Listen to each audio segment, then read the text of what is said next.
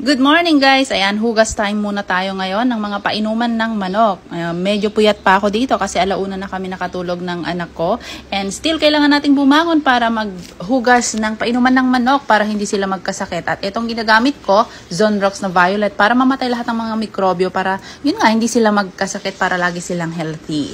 Ganito nga pala ako maghugas guys, talagang nililinis ko ng husto hanggang sa kasulok-sulukan. O kita nyo naman, ganyan po kalinis ang aking nililinis na painuman ng manok. Matutuwa ang mga alaga nating manok dito kasi malinis ng kanilang inuman.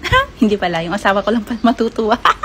Ayan, tapos na tayong maglinis guys and dalhin na natin to sa kanilang kulungan at magtimpla na tayo ng kanilang vitamins. At ito nga palang vitamin na ginagamit namin ay ang Vitamin Pro. Para laging malusog, masigla at malayo sa sakit ang ating mga alagang manok. Nabili ko lang din to online pero pwede nyo tong mabili sa mga suki ninyong Agri Vet Store. Ayan, kung gusto nyo rin naman bumili, pwede kong ilagay dito sa baba ng aking video yung link para dito rin kayo bumili sa online kasi may mga discount to guys, mas mura.